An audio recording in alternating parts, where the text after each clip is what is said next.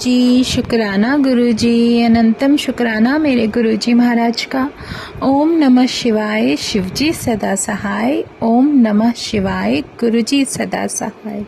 शुक्राना शुक्राना अनंतम शुक्राना मेरे महाशिव, अनंतम शुक्राना मेरे परमात्मा। जितना हमारे मन में व्याकुलता, अनिश्चितता या फिर आप कह सकते हो कि असंतुलन, क्योंकि जो भी हमारे मन में विचार चलते हैं या फिर हमारी सोच जिस तरीके से दौड़ती है, इतने सारे घोड़ों पर बैठकर दौड़ती है, जिसको कि कहते हैं ना, संभालना मुश्किल है। एक गुरु रास्ता दिखाता है, उससे रिलेटेड इतनी सारी बातें, इतने सारे विचार दौड़ने लगते हैं, ये करना है, वो करना है, ये कर लेते हैं, वो कर लेते हैं। लेकिन जो भी है, महाराज इन चीज़ों में हमें गुम नहीं होने देते, अपने साथ हर उस तरीके से लेकर चलते हैं कि हम खो ना जाएं। सच में सरेंडर का मतलब क्या है? सरेंडर का मतलब है जब गुरु ने कुछ प्लान किया होगा तुम्हारे लिए, अगर तुम उनकी मर्जी से चल रहे हो तो आगे का भी सब कुछ उन्होंने ही डिसाइड किया होगा ना। हम अपनी मर्जी से अपनी इच्छाएं या हमें ये करना है, हमें वो करना है, वो सब बीच में क्यों डालें? जो गुरु चाहता है वही करें। जो कुछ भी होगा अच्छा ही होगा। पॉजिटिव थॉट लेकर चलो, पहले से आगे वहमों में मत रहो। बहुत कुछ परमात्मा मेरा मालिक समझाकर चलता है, बताता है, अनुभव कराते हैं, सिर्फ इसलिए कि हमारे मन में कोई दुविधा ना रहे, हमारे विचारों में कोई दुविधा ना रहे, और जो गुरु बताना चाह रहे हैं उसको सीखना शुरू कर दें और चलने की आदत डालें कि उसकी रज़ा में रहने का मतलब क्या है। उसकी रज़ा में रहने का मतलब बिना क्वेश्चनिंग के आप जिस तरीके से जीवन आपको मिल रहा है उसको जीने की आदत डालो। उस रास्ते पर चलते हुए कठिनाइयाँ तो बहुत मिलती हैं सच में, क्योंकि जो सच की राह होती है वो बहुत मुश्किल होती है, और उसमें हम अपने मन का जो भी कुछ होता है ना, सब वहीं छोड़ना पड़ता है। चाहे वो ईगो है, चाहे वो कुछ भी हो, लेकिन वो सब कुछ हमें साइड पर रखना पड़ता है। हमें सिर्फ वो करना है, वो मानना है जो गुरु चाहते हैं। अब गुरु जी का हुक्म और उनका आदेश सबसे बेहतरीन होता है। ये विश्वास रखना कि अब यहाँ तक गुरु इस रास्ते पर लेकर चले हैं तो आगे की जर्नी भी उन्होंने अपने हिसाब से ही तय की होगी, क्योंकि हमारे विचार तो वहाँ तक जा नहीं सकते, हमारी सोच वहाँ तक नहीं जा सकती जहाँ पर परमात्मा ने ये सब कुछ हमारे लिए प्लान किया है। जब हमें कोई जिम्मेदारी या कुछ ऐसा दे दें कि आप इसको लेके जाने लायक हो, तो उसको उसी तरीके से लेकर मन में बिना किसी वहम के, बिना किसी परेशानी के अपने आप को उनके चरणों में नतमस्तक करते हुए वो सारा हुक्म मानो जो मेरा परमात्मा हमें दे रहा है। बस अपने जीवन में हमें अपना लालच, दूसरा अपनी इच्छाएं जो हमारे मन में पल पल जागृत होती हैं उनसे दूर रहना है। तीसरा पॉजिटिव थॉट रखना है, जितना हो सके, जैसा हो सके, जो भी सिमरन भगवान परमात्मा गुरु हमारा महाशिव हमें बख्श रहा है उसे करते जाओ। नहीं कर पाए, मन में दुविधा मत रखो, उसी की मर्जी है, जो कुछ भी हो रहा है उसी की मर्जी के अनुसार ही होगा। वो चाहे तो तुम्हें उठाएगा, जल्दी उठाएगा, वो चाहे तो नहीं उठाएगा। उन्हें सबसे ज़्यादा बेहतरीन तरीके से पता है कि हमारे जीवन में कब किस चीज़ की ज़रूरत है। ये सब इस तरीके से आप समझ सकते हो।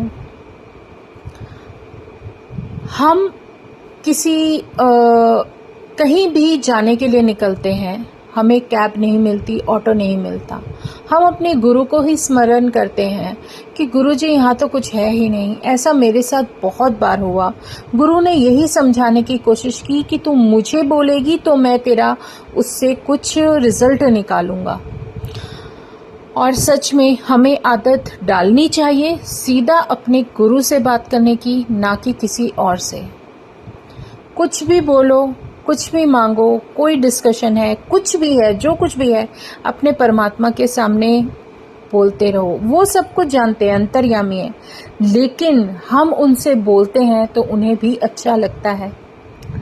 एक जैसे मैं सत्संग में गई, सत्संग सेवा के बाद आते हुए, वहाँ से आते हुए मेरे पास ना ऑटो है ना कैब है, दूर दूर तक मुझे कुछ नहीं दिख रहा। समय ऐसा है दिन और शाम का मिलता हुआ जहाँ की मुझे नहीं दिखता कि कोई सवारी हमें मिलने वाली है।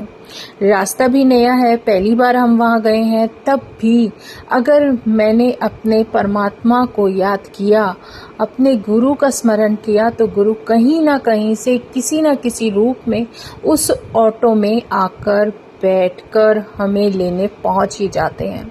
एक बहुत प्यारा सत्संग है। मैं नहीं जानती थी, अनजान थी। उस ऑटो वाले भैया के ऑटो में बैठकर आ रहे थे सत्संग के बाद।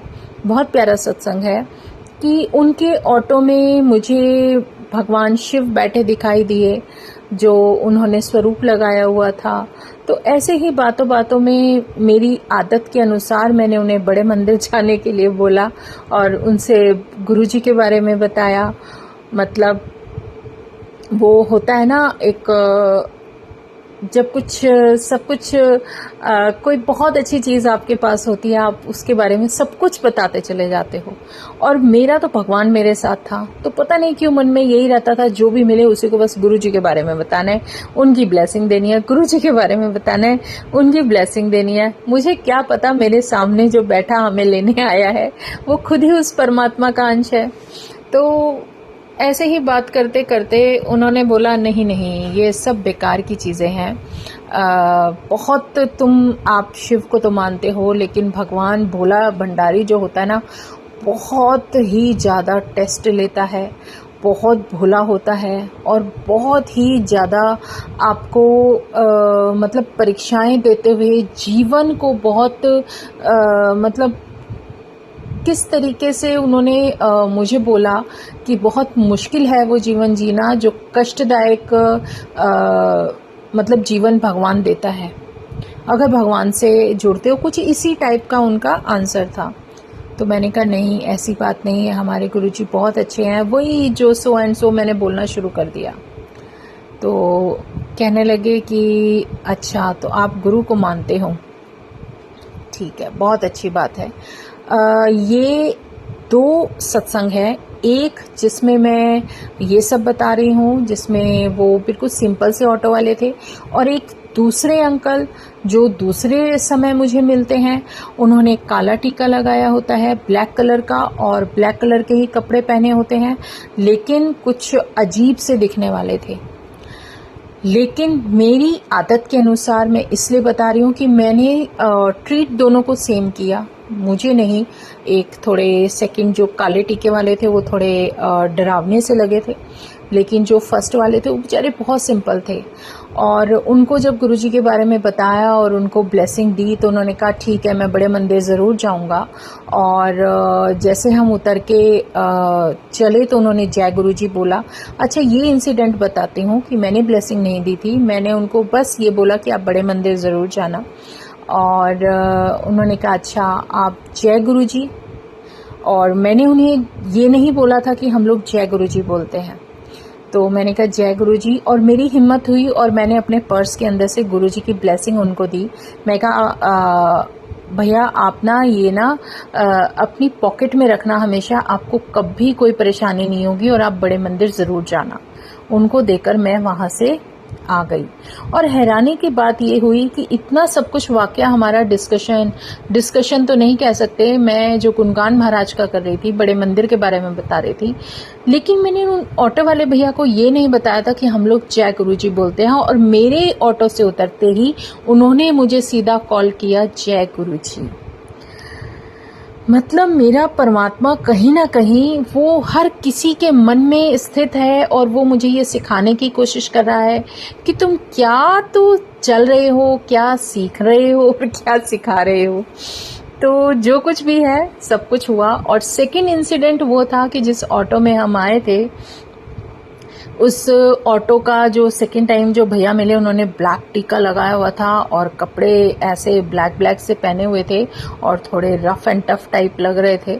लेकिन थोड़ा सा पोलाइटली उनसे ऐसे ही बात हुई तो उन्होंने मुझे जो लेक्चर दिया ना कि नहीं, ये तो बड़े कष्टदायक होते हैं, बहुत परीक्षाएं लेते हैं, बहुत जीवन कठोर कर देते हैं, भगवान शिव ये, भगवान शिव वो, ऐसे ऐसे बोलना शुरू कर दिया। मैं कहा नहीं, मेरे गुरुजी बहुत अच्छे हैं। और हमेशा की तरह मैं शुरू हो गई। गुरुजी भी हंसते होंगे कि ये कहाँ किससे क्या क्या बोले जा रही है, पर जो भी है मेरे महाशिव।